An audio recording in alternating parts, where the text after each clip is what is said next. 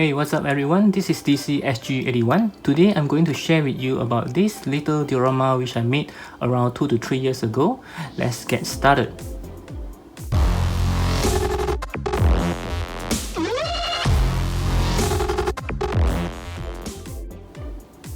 Okay, so this diorama was made out of polystyrene. It's actually a few pieces, not just one whole piece.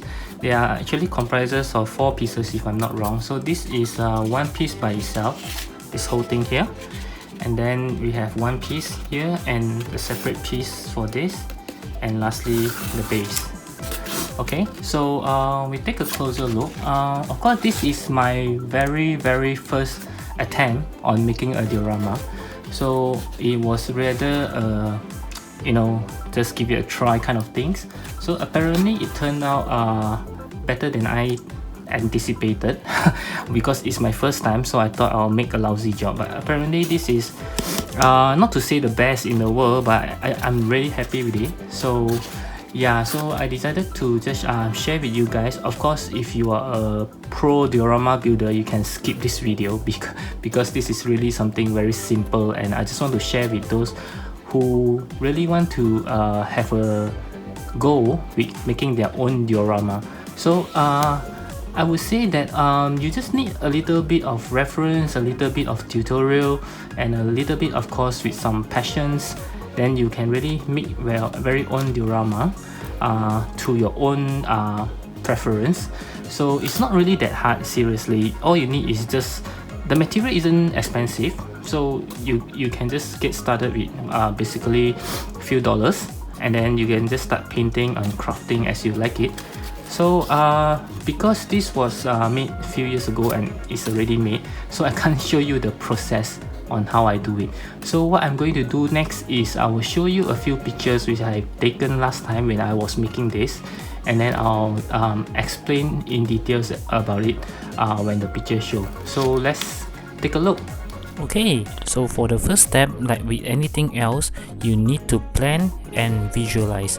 Okay, what I mean by this is actually basically you need to have an overall idea on what your diorama needs to be. I mean, you need to have a very visual ideas on the overall diorama in your brain, in your mind, that you need to what you want to make, like where you want your figures to stand, or how you want your figures to stand, and how much space you need. And like in my case, I decided to make it like a staircase that you can see earlier, and then with a huge rock that my figures can actually put on top, so it will not block any other figures and things like that. So this is where Google comes in. Yeah, you need to actually Google some samples. Don't be afraid to Google more ideas. Like you can Google some landscapes, some actual landscape, or this is where it comes useful, because when you are actually crafting it later, you have something for you to refer to. Okay, so once you have an overall ideas on what you want to make, then you will have to plan what you want to buy. So you can see I actually have a board as a base, and then I have a few smaller board to form the staircase, and then I have a 2 huge chunk of square styrofoam to actually make into the mountain that I want it to be. So this is what I mean by plan. Okay, so for step 2 is that I call it the craft and create. What this actually means is this is where you actually take what you bought earlier on and turn it into your diorama. This is actually the best part of the overall diorama making process, because this is where you can let your imagination run wild.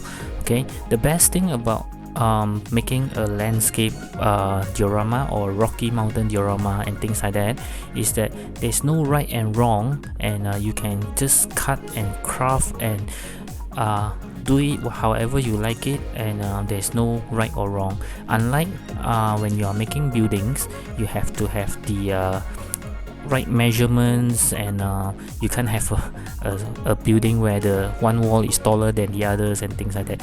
But for the landscape, you are actually much more like free to express yourself. You can cut it however you want, whichever you think it looks good, you know. So this is also where the earlier on I say that you need to prepare more material, like searching in Google for more pictures on actual landscape. That this is where it comes useful, that you can actually refer to when you are crafting it. See how the rocks are formed, how the cracks on the floor are formed, and things like that. So this is the best part, that you can craft however you want to, and there's no right and wrong. Okay, so for step 3, I call it stick and paste, which means that because early on when you're crafting it, you are crafting it on pieces by pieces of styrofoam. So this is where you actually combine and stick them all together into the diorama that you want it to be. Okay, so how I do it is, once I know that they are all in place, I actually use some tissue papers. You can use toilet tissue or whatever thin tissues. Just make them very thin, the tissues, and then just apply glues to the surface of the styrofoams. These glues can be those meant for art and craft. You can actually buy it anywhere. So you just apply the glue on it with the tissues, stick on it. Just so you can see on my pictures that there are some shapes of the tissues on the surface. So don't worry about that. Once you are done, let it dry, and once it's dry, all your pieces are actually stick very strongly together, and there won't be any breakage because of the tissues and the glue. They are actually holding them very strong together.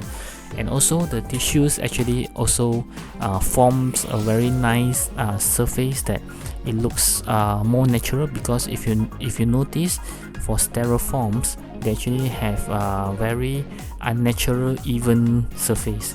So if you just paint on it with the painting, it will looks very odd. So if you use tissue to stick with the glue, and then once the glue dry off, you can see the surface is actually more natural. Looks like they have some linings on it, and once you paint the paint over it, it will looks very natural, much more better than you just paint on the naked styrofoam. It will look very weird. Okay, this is my thought. I actually learned it from other YouTube diorama makers that I think is a very good idea, and you just need to play around with that. Okay, so for the last step is the paint and shading. So this is where you paint your diorama after the glue dry off. So basically for myself, I have 3 stages of painting. The first stages is I paint the whole diorama in black. Okay, this only applies for if you want your diorama to be a more darker shades, like mountains and maybe some rocks landscape. So I just paint a very thin layer of black. Don't be too thick. The paint can be very watery, kind of just cover it with black paints, and then let it dry. Okay, so once it dry off, it will looks a little bit more like a dirty kind of diorama, and then that's where you start to paint it with other colors. Like for my case, I like it to be a little bit of a dark brown color, so I painted it with some dark brown over it. So you can see this will be the base top color of the diorama. So it looks more natural, like a rocky kind of mountains. Okay, once you are satisfied with the overall paint, add some white shadings on the edge of all your rocks. So it will add a layer of realism to your rock. It will make it look more like a real rock when you have some white shadings, on very light white shadings on it. Don't paint it, just like use a light brush to brush to the side, that it will makes it looks very natural. So once it's done, then that's all for your diorama is ready, and then you are done with it. So okay, after looking at all the process on how I make this, so I just want to say that like I say again, it's not the best, but at least it's I would say that it's presentable.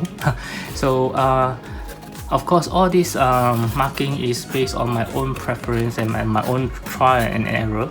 You can actually do a lot more if you want to, because it's your own work, and I would say it's special because there's only one piece in the world because you made it. So it's really simple. If you really want to have a good diorama for your figures, yeah, you can just give it a try. I mean, it's not expensive to start with, so if you really don't like what you created, then you can just throw it away. So this is my first try. I hope you like this video. I did make a few more diorama, bigger projects that I can show to you guys. Maybe not the near future. I just want to see how interested are you guys in knowing all these things. If there's very bad reception on this video, so maybe I will just stop making, letting you guys know. But if you guys really interested, so you can drop me a comment and let me know, so I'll do the review for the rest that I have made. I have actually made another 3 more diorama, so yeah, so I can actually show it to you guys. Of course, again, it's a picture style because I already made them.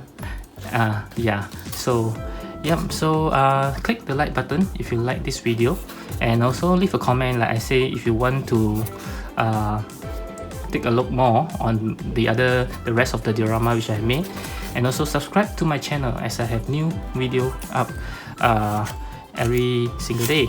Okay, so that's all for today. I'll speak to you soon. Bye.